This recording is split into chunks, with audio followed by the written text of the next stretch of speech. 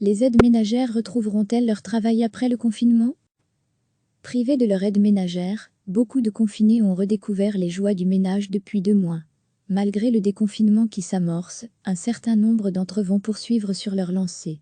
Nous recevons effectivement de la part de nos clients beaucoup de demandes de rupture de contrat ou des demandes de réduction du nombre d'heures, constate Nathalie Garcia, directrice de Wallonie Clan, une entreprise de titre-service, qui emploie 1 millier d'aides ménagères. Je ne crois pas que les gens reprennent goût au ménage, enchaîne-t-elle en souriant, mais la période est difficile économiquement pour beaucoup de monde, et c'est une manière de faire des économies.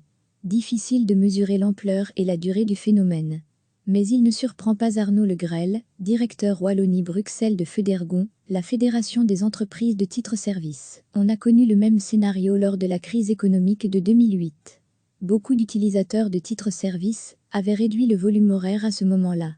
Selon Federgon, le secteur ne devrait pas retrouver son volume d'activité de 2019 avant la fin de cette année. À ce jour, une aide ménagère sur 3 seulement a repris le travail, souvent chez une partie seulement de ses clients. Ce qui est particulier dans notre secteur, explique Nathalie Garcia, c'est qu'il faut la volonté des deux parties. Parfois c'est le client qui n'est pas demandeur, mais parfois c'est l'aide ménagère elle-même, soit parce qu'elle n'est pas rassurée, soit parce qu'elle a un problème de garde d'enfants. Beaucoup de nos aides ménagères sont des mères de famille qui élèvent seules leurs enfants. Chez Wallonie Clan, environ 300 aides ménagères seulement, sur 1150 ont repris le travail depuis une quinzaine de jours, après les vacances de Pâques. Nathalie Garcia ne s'attend pas à un retour massif cette semaine, malgré le début du déconfinement. Ce sera plutôt après le 18 mai, quand les écoles rouvriront. Mais d'autres sociétés de titre-service n'ont pas encore repris leurs activités. Cela varie d'un employeur à l'autre. La société qui m'emploie me dit que la reprise n'est pas pour tout de suite, témoigne Sabine, une aide ménagère de la région liégeoise. Une réunion est prévue vendredi avec les syndicats pour décider dans quelles conditions on peut reprendre le travail. Comment organiser les tâches pour ne pas mettre la santé des aides ménagères ou des clients en danger? Chez nous, c'est une décision qui se prend au cas par cas, explique Nathalie Garcia. Il faut que les conditions de distance sociale soient respectées. Si le client occupe la maison ou l'appartement, il faut qu'il s'organise pour ne pas être dans la même pièce que l'aide ménagère en même temps.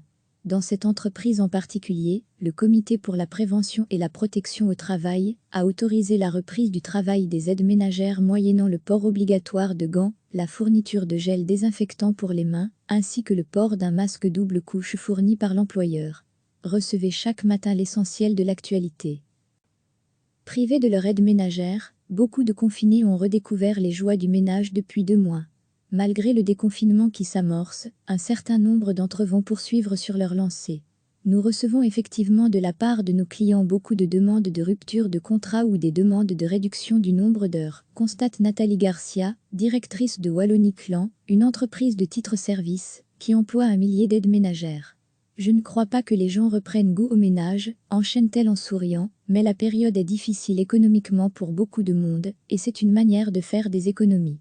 Difficile de mesurer l'ampleur et la durée du phénomène. Mais il ne surprend pas Arnaud Le Grel, directeur Wallonie-Bruxelles de Federgon, la Fédération des entreprises de titre-service. On a connu le même scénario lors de la crise économique de 2008. Beaucoup d'utilisateurs de titre-service avaient réduit le volume horaire à ce moment-là. Selon Federgon, le secteur ne devrait pas retrouver son volume d'activité de 2019 avant la fin de cette année. À ce jour, une aide ménagère sur 3 seulement a repris le travail, souvent chez une partie seulement de ses clients.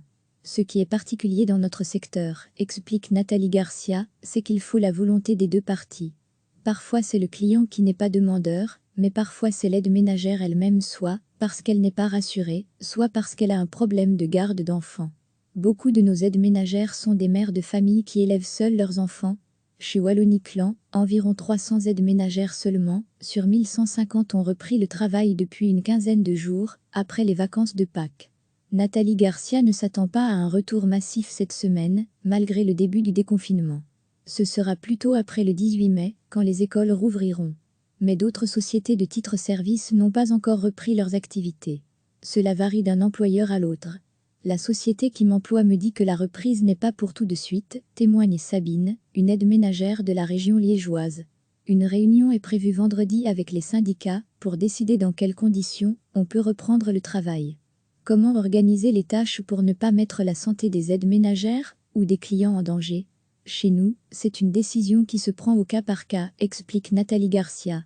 Il faut que les conditions de distance sociale soient respectées. Si le client occupe la maison ou l'appartement, il faut qu'il s'organise pour ne pas être dans la même pièce que l'aide ménagère en même temps.